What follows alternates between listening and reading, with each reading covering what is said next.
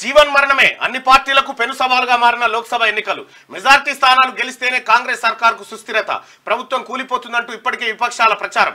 ఎక్కువ సీట్లలో పాగా వేస్తేనే రాష్ట్రంలో బీజేపీకి భవిష్యత్తు. ప్రధాన ప్రతిపక్ష స్థానంపై కన్నేసిన కమలనాథులు బీఆర్ఎస్ ఉనికి ఉండాలంటే కనీస స్థానంలో గెలవాల్సిందే. అధికారం కోల్పోయాక ఇబ్బందులు గులాబీ పార్టీ అంటూ ఇగో జీవన్ మరణమే అన్ని పార్టీలకు పెను సవాలుగా మారింది లోక్సభ ఎలక్షన్ అని చెప్పి ఈ వార్త సారాంశం. ప్రస్తుతం జరుగుతున్న లోక్సభ ఎన్నికలు రాష్ట్రంలోని అన్ని పార్టీలకు పెను సవాలుగా మారాయి. ఈ ఎన్నికల్లో సాధించే ఫలితాలు రాబోయే రోజుల్లో జరగబోయే రాజకీయ పరిణామాలను నిర్దేశించబోతున్నాయి.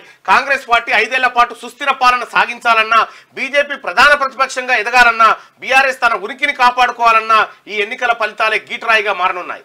దాంతో ఈ ఎన్నికలు అన్ని పార్టీలకు జీవన్ మరణ సమస్యగా మారాయి. ఓ రకంగా చెప్పాలంటే రాష్ట్రంలోని రాజకీయ భవిష్యత్తు పరిణామాలకు ఈ ఎన్నికలు నాంది పలకనున్నాయి. రాష్ట్రంలో 4 నెలల క్రితమే అసెంబ్లీ ఎన్నికలు ముగియడం, నాటి అధికార బీఆర్ఎస్ ఓటమి చెంది కాంగ్రెస్ పార్టీ అధికారంలోకి వచ్చిన విషయం తెలిసిందే. కాగా కొత్త ప్రభుత్వం 5 ఏళ్ల పాటు కొనసాగాల్సి ఉన్నందున ప్రస్తుత లోక్సభ ఎన్నికల పట్ల అటు రాజకీయ పార్టీలతో పాటు నాయకులకు ఇటు ఓటర్లకు పెద్దగా ఆసక్తి ఉండకూడదు. కానీ ప్రస్తుతం పరిస్థితి అందుకు భిన్నంగా మారింది. అసెంబ్లీ ఎన్నికలకు మించిన ప్రాధాన్యం పార్లమెంట్ ఎన్నికలు సంతరించుకున్నాయి. ఆయా పార్టీల కత్తి మీద సాములా మారాయి. ఈ ఎన్నికల్లో ప్రజలు ఇచ్చే తీర్పైన పార్టీల భవిష్యత్తు ఆధారపడి ఉందనేది మనకు స్పష్టంగా అర్థమవుతుంది.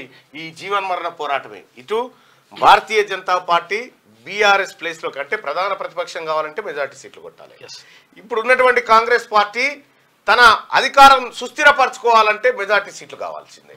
ఇక బీజేపీ కాంగ్రెస్ మాట అటుస్తే బీఆర్ఎస్ పార్టీ భవిష్యత్తులో ఉనికి ఉందని నిరూపించుకోవాలంటే ఇప్పుడు కొన్ని సీట్లను గెలవాలి. కానీ ఇక్కడ ఉన్నటువంటి పరిస్థితుల్లో తెలంగాణ రాష్ట్రంలో ప్రస్తుతం పరిస్థితి చూస్తూ ఉంటే ప్రస్తుతం కాంగ్రెస్ పార్టీ గ్రౌండ్లో బలంగా ఉంది, కొన్ని చోట్ల అభ్యర్థులు వీక్గా ఉన్నారు.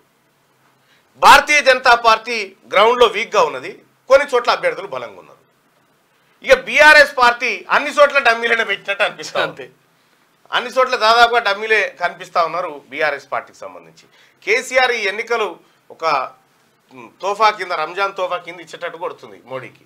సరే, ఏదేమైనప్పటికీ కూడా కేసీఆర్కు ఇటు భారతీయ జనతా పార్టీకి ఈడో 4 తక్కువ అయితే పోయేది ఏం లేదు, కాంగ్రెస్ పార్టీకి 1-2 తగ్గినా ఏం లేదు. కానీ ఎటొచ్చి టీఆర్ఎస్ పార్టీకి గనక ఏమి రాకపోతే ఎవరుండే పరిస్థితి లేదు. అది వాళ్ళ టైటిల్ ఏం పెట్టారు? జీవన్ మరణమే. జీవన్ మరణమే, బతుకున్నా చచ్చిపోయినట్టే లెక్క. జీవన్ మరణమే అంటే